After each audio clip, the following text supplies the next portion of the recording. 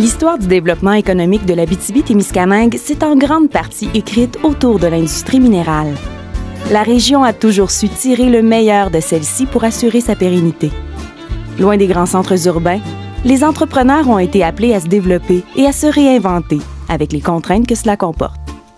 Se déployer autour d'un pôle comme l'industrie minière est un grand défi. Il faut à la fois savoir répondre adéquatement aux demandes de grandes entreprises, souvent d'envergure internationale, tout en étant à la hauteur de l'offre technologique de ce secteur qui œuvre partout sur la planète. Au fil du temps et de son développement, l'Abitibi-Témiscamingue a su relever ce défi. Aujourd'hui, ce n'est pas seulement une main-d'œuvre qualifiée que la région offre aux différentes entreprises. C'est aussi une expertise avérée et reconnue, ainsi qu'une filière minérale complète qui met à profit autant les maisons d'enseignement, les entreprises privées établies sur notre territoire que les sociétés minières elles-mêmes. Ce qui fait la beauté de notre région, c'est qu'on se construit par nous-mêmes et on est très original. De par l'isolement qu'on a, on n'a pas à suivre de guide, on n'a pas à suivre de référence. On se construit.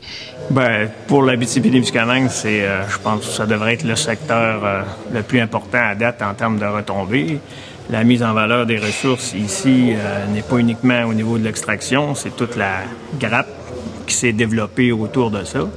Ce qui fait en sorte qu'au-delà de la ressource, il y a maintenant toute une ressource humaine compétente et bien qualifiée et en plus très innovante qui permet qu'il y ait un impact extrêmement important. Le fait d'avoir la présence de plusieurs minières, je pense qu'on a une certaine autonomie, on a une certaine couleur, si on veut, économique, qui est vraiment reliée à notre réalité minière principalement. Nous, on va vivre plus au niveau du cycle économique minier qu'autre chose, là.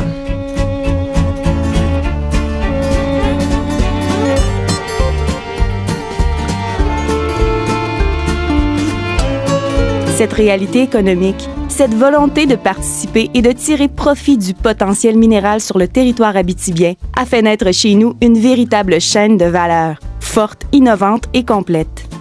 Avec les risques d'un développement dans une industrie cyclique, les entrepreneurs et autres maillons de la filière minérale ont dû anticiper ces risques et innover pour les contrer.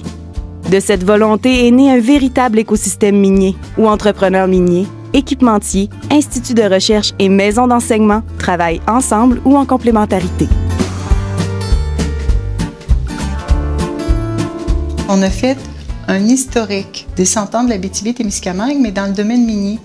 Quels ont été les facteurs de succès, puis aussi les difficultés auxquelles on a fait face dans le cadre de notre développement qui s'est fait autour du secteur minier.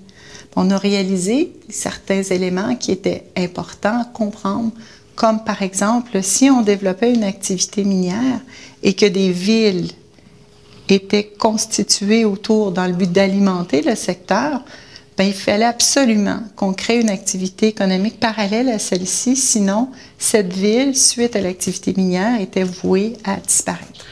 La première réalité a été de valider le rôle et la qualité des équipementiers qu'on avait en région et leur savoir-être.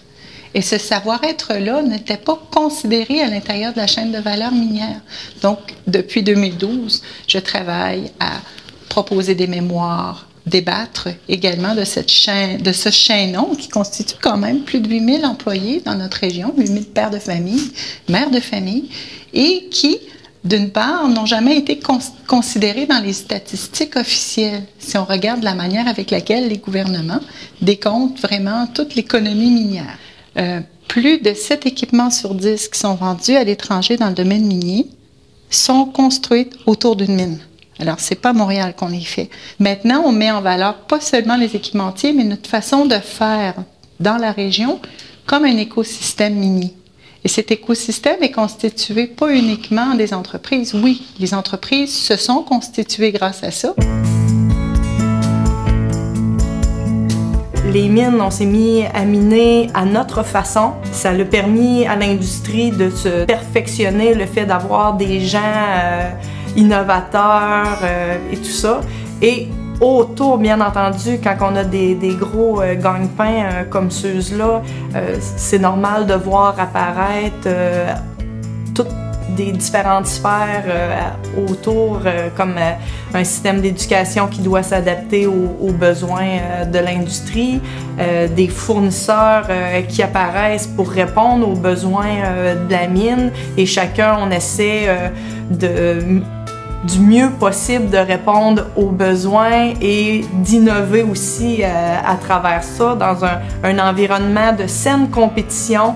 Ça nous permet de rester à l'affût de potentiel à développer. Oui, en Abitibi-Témiscamingue, on peut vraiment parler maintenant d'une grappe minière, une grappe totalement intégrée. Ça part de la recherche fondamentale avec l'université jusqu'à la production minière via les sites miniers avec les sociétés minières, mais toutes les intermédiaires au niveau de l'innovation. Peut-être 80% des innovations en Abitibi se fait dans le cas avec les équipementiers en collaboration avec les mines, plus la formation de la main-d'œuvre avec les commissions scolaires, le cégep, les universités plus spécialisées au niveau du génie minier. Tout ça. Donc ici en Abitibi, on est véritablement une grappe minière intégrée.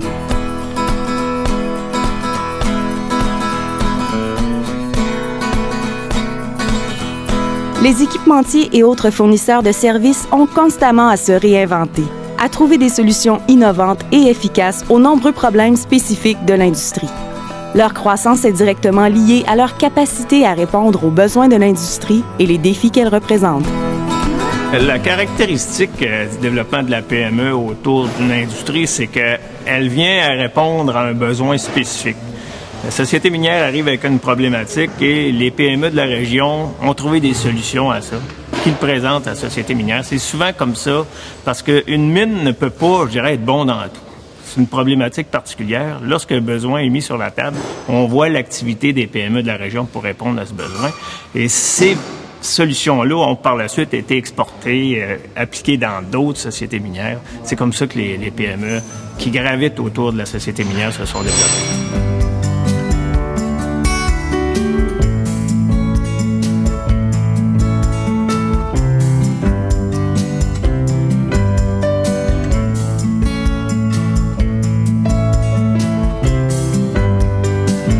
Le fait d'avoir choisi le créneau minier, au départ on était 3 personnes, il y a 20 ans. Aujourd'hui on est plus de 40 employés à temps plein.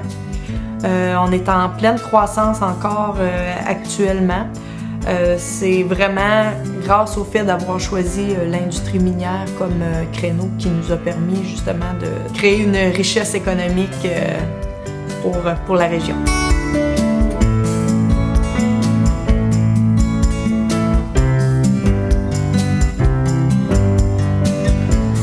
La logistique, les rapports des mines, c'est un ne va pas sans l'autre. Ici, comme on discutait tantôt, c'est une région de bâtisseurs miniers, c'est des gens qui ont de l'expérience. Les mines ont énormément d'intérêt à voir des équipementiers régionaux se développer en périphérie parce qu'ils gagnent en termes de services, en termes de livraison. Donc, oui, ils ont intérêt à voir ça. Et je vous dirais là, que, exemple, un bon bâtisseur minier, il y a des gens qui bâtissent des mines. Normalement, quand ils sont satisfaits, ils se développent un réseau de fournisseurs propre à eux. Je pense que c'est la raison principale de leur succès. L'industrie minière est souvent mal vue et sous-estimée parce qu'il n'y a pas de chiffre direct, réel, qu'on peut être capable d'établir quel est l'impact de l'industrie minière. C'est facile de savoir combien de travailleurs travaillent dans l'industrie minière, mais il y a des infirmières, il y a des médecins, il y a des restaurateurs, plusieurs industries qui gravitent autour, qui ne sont pas comptabilisées dans l'industrie minière. Donc, on peut voir que l'Abitibi-Témiscamingue est née de l'industrie minière et c'est presque la seule ressource, à part le bois, qui est d'importance ici. Donc, c'est beaucoup d'emplois, mais des emplois de qualité, avec des salaires de qualité qui paient beaucoup d'impôts. Donc, les retombées sont quand même assez incroyables. On a juste à faire le tour aussi des centres de formation, des arénas ici, des clubs de golf et tout, et même des communautés ou des congrès et des festivals sont tous subventionnés par l'industrie minière à grande majorité. Donc, ils redonnent beaucoup à la communauté qui sont souvent, ça aussi, qui n'est pas comptabilisé. Nous, on a, par exemple, 120 employés. C'est 120 familles qui restent en région pour la qualité de vie qui y règne. C'est un milieu qui est sain, qui est intéressant, qui est fascinant. Quand Miglab, dans ses débuts, a décidé de faire une croissance, C'était aussi pour créer de l'emploi parce que à ce moment-là, il y avait des mines qui fermaient. Donc, il y avait des travailleurs qui avaient besoin d'emploi. Puis, c'était de créer des emplois de qualité. Donc, ça, c'est très important chez nous. Puis aussi, la qualité d'emploi, c'est une chose, mais la qualité dans ton milieu de vie est importante aussi. Puis c'est pour ça qu'on investit aussi dans différentes causes ou infrastructures ou événements pour améliorer la qualité de vie là, de la région.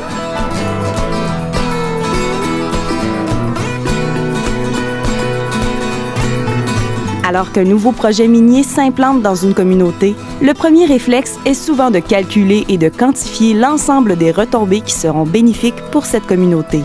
On regarde alors les emplois qui seront créés, les investissements qui seront faits et les redevances que la minière aura à verser. Dans une optique plus large, lorsqu'un projet démarre, l'ensemble de la filière s'anime afin d'en tirer le meilleur. Alors que le projet d'exploitation en est un de courte ou de moyenne durée, les équipementiers et autres fournisseurs de services assurent une certaine pérennité dans le projet. Puisqu'ils ont à répondre à une demande spécifique ou proposer des solutions innovantes à des problèmes propres au projet, ils développent constamment leur expertise. C'est donc ce savoir-faire développé ici, en Abitibi-Témiscamingue, qui reste après la mine et qui permet aux entreprises de la région de croître et d'attaquer de nouveaux marchés. C'est sûr qu'avec justement les mines qui sont un petit peu éphémères, qui naissent et qui meurent, l'expertise est un petit peu parfois diluée dans les mines. Donc, c'est sûr que l'équipementier a un rôle crucial dans le développement des innovations parce que le savoir-faire, il reste à l'intérieur de l'équipementier avec le temps. Donc, c'est vraiment de lui que doit, d'une certaine façon, justement, émaner et conserver les innovations et poursuivre cette connaissance-là, cette acquisition de connaissances pour pouvoir, justement, avoir un avantage concurrentiel et pouvoir l'exporter par la suite parce qu'il y a beaucoup de gens à travers le monde qui peuvent travailler sur l'innovation, mais pour les rendre attrayables, il faut justement les développer et les exporter. Donc, il y a vraiment, peu importe l'entreprise, c'est le défi de conserver la main-d'œuvre, de la développer et de ne pas la perdre dans les cycles baissiers. Puis comme notre industrie fonctionne pas mal toujours à l'envers, c'est-à-dire lorsque le marché est à la hausse, les gens rentrent dans les universités, les programmes de géologie et d'ingénierie. Lorsqu'ils sortent après 4 ans, ils sortent dans un marché bas. Donc, ils doivent se trouver un emploi ailleurs, dans d'autres domaines parfois. Dans les cycles bas, les gens ne rentrent pas dans les universités. Lorsqu'on a besoin qu'il y ait beaucoup de finissants, mais ils ne sont pas à l'appel parce qu'on est quelques années en retard. Donc, on est comme toujours en décalage. Donc, on est pris avec les cycles qui vont influencer beaucoup la façon qu'on va exploiter, quelle grosseur du gisement qu'on va pouvoir exploiter en fonction du prix au moment qu'on va le... Donc, c'est ça le défi au niveau de la croissance, au niveau de quelle façon qu'on peut opérer pour être de plus en plus efficace malgré ces fameux cycles, pour être capable de passer au travers des cycles. En tant qu'entreprise qui travaille dans une industrie qui peut vivre certains cycles économiques, c'est important de diversifier nos produits. On est une entreprise qui a toujours cherché à agrandir nos marchés également. Oui, on a des mines en région, mais étant donné qu'on est vraiment spécialisé, une minière ou deux n'a pas le volume pour nous faire vivre, là. Donc, c'était dès le départ une condition de survie que de développer les marchés, que d'agrandir le nombre de nos clients. Le plus important, je crois, c'est vraiment d'être à l'écoute des besoins de la mine parce que même dans un cycle baissier, il y a des nouvelles opportunités qui se présentent pour justement les aider à baisser leurs coûts, tout ça. Si on est à l'écoute de ça, c'est qu'on est à l'affût de ça, puis qu'on leur permet justement, on trouve des manières innovatrices de faire les choses pour que leur projet est plus rentable, bien à ce moment-là, on peut vivre une croissance même en période de décroissance. C'est là que l'innovation est très importante pour pouvoir se diversifier géographiquement.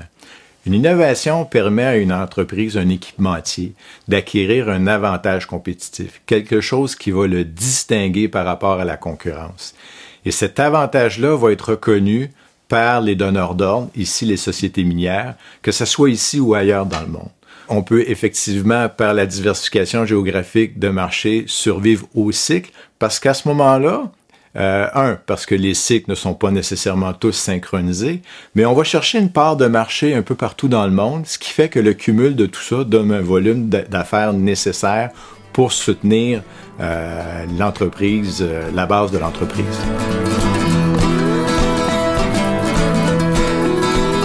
Alors que les projets d'exploitation minière sont sujets à des cycles, les entreprises gravitant autour de ceux-ci sont amenées à trouver différents moyens pour survivre à ces variations. Pour assurer leur croissance, elles doivent donc se diversifier dans l'offre ou dans les marchés.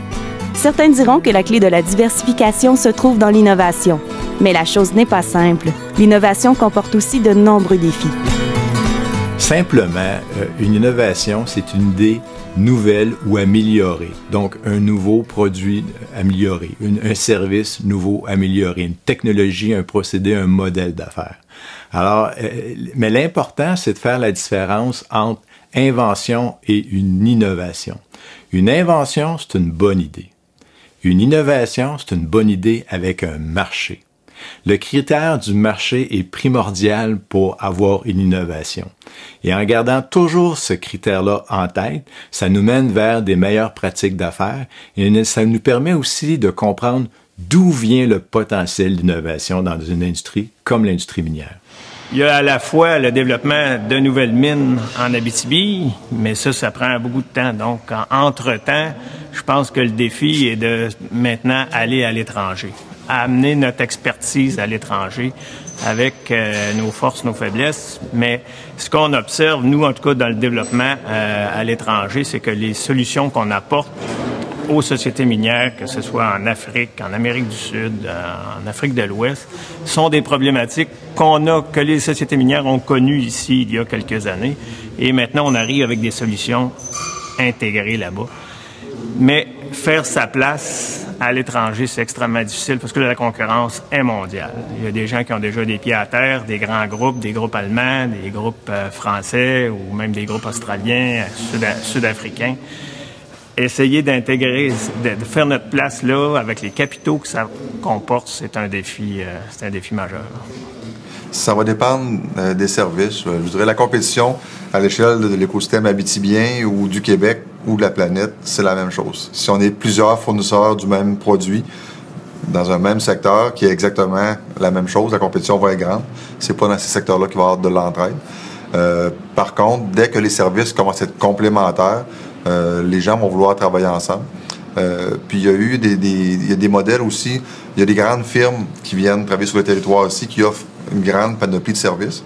Donc, pour un peu contrer la compétition de l'externe des grandes firmes, nous, par exemple, chez Innovexplo, on va souvent utiliser d'autres fournisseurs de services locaux. On va faire notre offre de services conjointement pour être capable de compétitionner les services de la grande firme. Donc, lorsque les services sont complémentaires, les gens vont avoir tendance à s'associer et à s'entraider.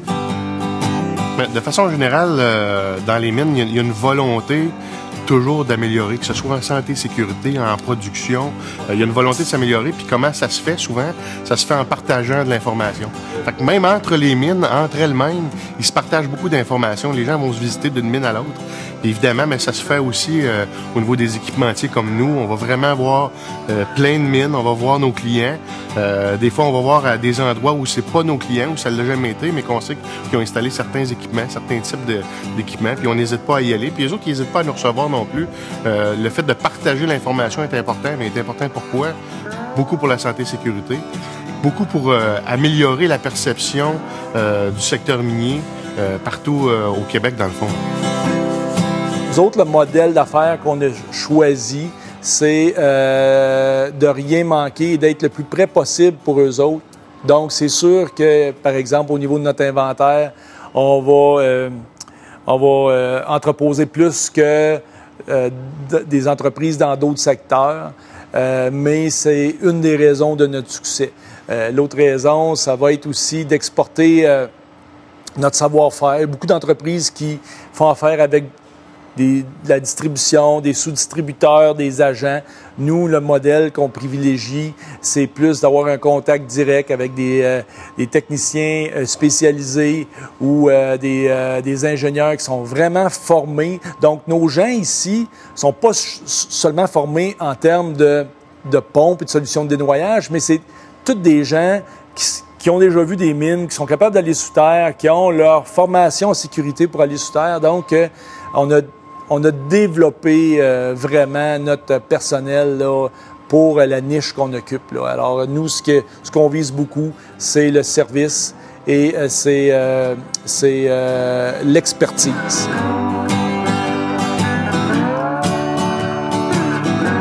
Les entreprises d'ici font face aux nombreux défis que comporte l'industrie. La concurrence internationale est un enjeu majeur pour les entreprises québécoises et abitibiennes. Par contre, la force d'un milieu comme celui de notre région est la proximité des entrepreneurs. Bien qu'à certains moments ils soient en compétition directe, ils savent unir leurs forces et mettre à profit leur expertise respective afin de faire face à la demande. De cette façon, ils conservent leur place de leader reconnue par toute l'industrie. Bien, je dirais qu'on est de plus en plus axé sur des partenariats. C'est-à-dire qu'à partir du moment où une entreprise a certaines compétences, il peut arriver qu'elle va essayer de développer certaines autres compétences, mais des fois, c'est beaucoup plus facile si on s'adjoint un partenaire qui a déjà ces compétences-là, puis qui nous permet d'aller sur des plus gros projets ou qui nous permet des fois même d'aller en exportation ou à l'extérieur. Fait que c'est sûr que de plus en plus, on voit ces partenariats-là arriver. Mais est-ce que c'est une culture qui va rester? Il y a juste les prochaines années qui vont nous le dire, mais pour l'instant, dans les dernières années, c'est vraiment ce qu'on peut constater. Là. Effectivement, on le voit régulièrement, justement, des entreprises qui vont s'unir pour développer des choses parce que personne n'est capable de faire les choses seul, personne n'est bon dans tout. Donc, on doit justement aller chercher cette expertise pointue qui a été développée dans chacune des entreprises et de se regrouper. On voit régulièrement même des entreprises concurrentes qui éventuellement vont travailler sur un même projet et sortir de belles choses. Si on prend MISA, par exemple, on encourage justement ces réunions d'entreprises pour développer des projets, pour arriver à être plus performants et arriver à une solution plus rapidement. Parce que si on prend la concurrence qui est mondiale, elle est forte, donc on est mieux de se regrouper ensemble et on le voit dans l'industrie que plusieurs, à différents niveaux, des entreprises qui vont se regrouper, même quand Équipement Cohen régulièrement va s'associer avec d'autres entreprises pour développer soit un projet de recherche, soit un projet précis d'une minière ou remplir une soumission qu'on n'est pas capable de faire seul.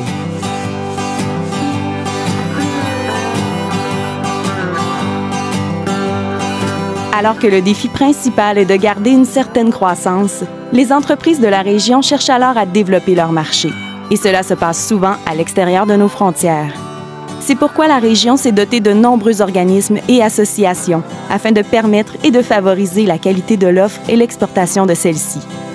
Mais cette exploitation va bien au-delà des biens et services, puisque s'inspirant des essais et erreurs de la centaine d'années de développement économique dans le secteur minier, les entrepreneurs d'ici exportent à la fois un savoir-faire, mais aussi un savoir-être. L'intervention de MISA est en amont de la commercialisation à l'international. Finalement, on assiste l'entreprise à acquérir des avantages compétitifs qui vont lui permettre de se déployer de façon très solide et concurrentielle sur la scène internationale. Donc, c'est vraiment un travail en amont et qui est nécessaire parce qu'on peut effectivement se déployer à l'international au hasard des rencontres d'affaires, des foires commerciales et des réseaux du secteur minier qui se déploient sur les différents secteurs. Mais une entreprise qui veut performer de façon continue et à l'international se doit d'acquérir des avantages compétitifs qui vont la distinguer. C'est là qu'on intervient, sur l'acquisition de ces avantages compétitifs, qui sont la base qui permet de se positionner sur une base concurrentielle sur tous les marchés, peu importe le pays visé. Un des avantages qu'on a ici au Canada, c'est que 70% de la valeur boursière des industries minières mondiales passe par Toronto. Donc, ce qui fait qu'il y a beaucoup d'expertise et de compagnies minières internationales qui sont des entreprises canadiennes, ayant des opérations à l'étranger. Équipement Cohen, c'est un peu comme ça que ça s'est développé avec le temps. Des gens connus avec des projets à l'international qui nous ont fait demander. Donc, on s'est ouvert beaucoup sur le monde à ce niveau-là. Donc, on est est en mesure d'étendre nos tentacules dans diverses régions du monde, que ce soit au Mexique, en Amérique latine ou maintenant en Afrique, qui est un continent qui est rempli de ressources et d'opportunités.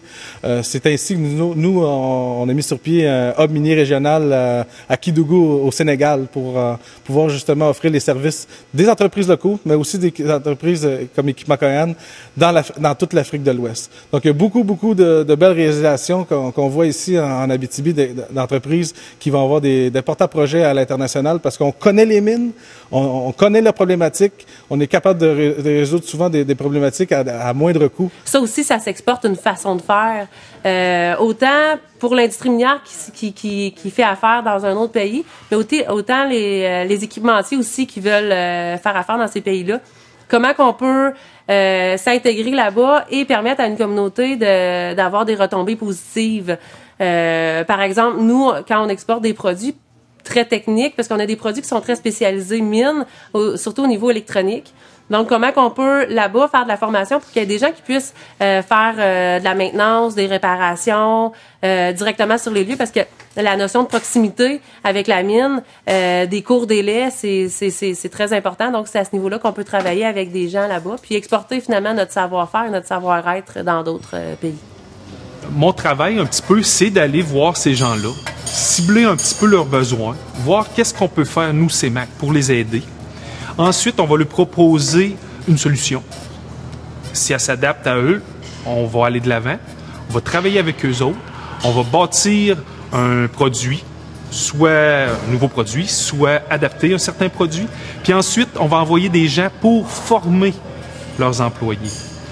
Présentement, on a un monsieur qui revient justement du Maroc, si je me trompe pas, qui est allé donner de la formation, que ce soit sur des foreuses ou des fois, ça va être juste sur les méthodes de forage.